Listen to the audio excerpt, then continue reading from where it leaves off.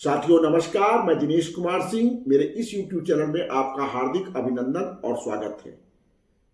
अगर मेरे इस YouTube चैनल को अब तक आपने सब्सक्राइब ना किया हो तो मेरा अनुरोध है कि चैनल को सब्सक्राइब कर लें, फॉलो करते रहें, वीडियोस को शेयर करते रहें, जिससे ज़्यादा से ज़्यादा लोगों को मेरे इन वीडियो से राजस्व संबंधी जानकारियाँ हो और लाभ हो। आज हम चर्चा करेंगे मंडल स्तर पर आयुक्त और अपर आयुक्त के बारे में। उत्तर प्रदेश राजस्व संहिता की धारा 11 में आयुक्त और अपर आयुक्त कौन होंगे, उनके क्या अधिकार होंगे, कौन तैनात करेगा, इस बारे में प्राविधान किया गया है। आप जानते हैं कि पूरे उत्तर प्रदेश को 18 मंडलों में विभक्त किया गया है। प्रत्येक मंडल में 2 या 2 से अधिक राजस्व क्षेत्र जो जिले कहलाते हैं वह होते हैं, और फिर जिलों को तहसीलों में बांटा गया है। इस तरह इसका अपना विभाजन है। जो 18 मंडल हैं, हर एक मंडल में एक सचिव रैंक के अधिकारी को आयुक्त के पद पर तैनात करने का अधिकार राज्य सरकार को है। धारा 11 क्या कहती है कि राज्य सरकार प्रत्येक मंडल में एक आयुक्त नियुक्त कर सकेगी, जो अपने मंडल की सीमा में रहते हुए इस संहिता के अधीन और जो तत्समय अन्य विधि कानून हो और उनके अधीन जो आयुक्त को शक्तियां प्रदान की गई उनका प्रयोग करेगा, जो उसे उस पर अधिरोपित कर्तव्य हैं उनका निर्वहन करेगा। साथ ही साथ जो मंडल के अंदर अन्य राजस्व अधिकारी हैं उन पर अपनी अथॉरिटी को भी एक्सरसाइज करेगा, प्राधिकार का प्रयोग करेगा। ये धारा 11 कहती है कि इस संहिता में जो उसको दायित्व शक्तियां दी गई उनका तो प्रयोग करेगा ही, जो कर्तव्य उसके निर्धारित किए गए उनका भी निर्वहन करेगा।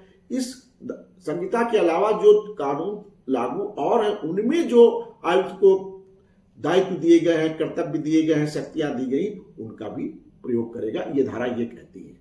साथ ही साथ ये भी इसमें कह दिया गया है कि वह मंडल में जितने भी राजस्व अधिकारी होंगे उन पर अपनी अथॉरिटी को एक्सरसाइज करेगा, प्राधिकार का अपने प्रयोग करेगा। ये तो आयुक्त हो गई।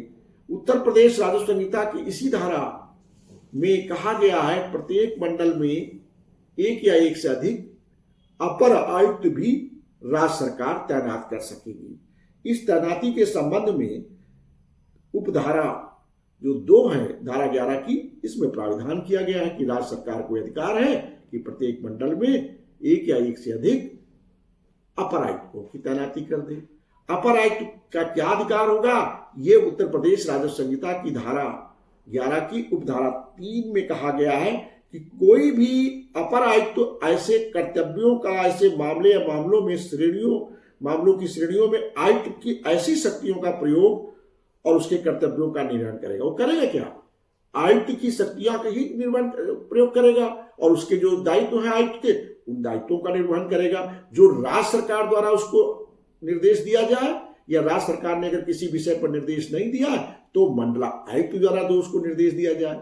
इस प्रकार आपने देखा कि अपर आयुक्त जो है मंडला आयुक्त के अधीन रह करके उसकी मंडला आयुक्त की ही शक्तियों का और मंडला आयुक्त के ही कर्तव्यों का निर्वहन करेगा। किन शक्तियों का उपयोग करेगा, किन कर्तव्यों का निर्वहन करेगा, जो राज्य सरकार उसे निर्देश दे। अगर राज्य सरकार ने किसी विषय पर उसे निर्देश नहीं दिया तो मंडलायुक्त जो निर्देश दे। इस प्रकार पूर्ण रूप से अपर आयुक्त के अधीन रह करके काम करेगा। लेकिन साथियों ये भी कहा गया है इसी धारा में कि अपर आयुक्त जब आयुक्त की शक्तियों का प्रयोग करता है या आयुक्त के जो कर्तव्य और दायित्व इस अधिनियम में या अन्य अधिनियम में दिए गए हैं उनके निर्वहन करता है, तो उसके द्वारा जो शक्तियों का प्रयोग किया गया या कर्तव्यों का निर्वहन किया जाता है, तो यह माना जाता है कि वह मंडला आयुक्त के रूप में इन शक्तियों का प्रयोग किया है या इन कर्तव्यों का निर्वहन किया है, वह मंडला आयुक्त का ही माना जाएगा। तो ये स्पष्ट प्रावधान है।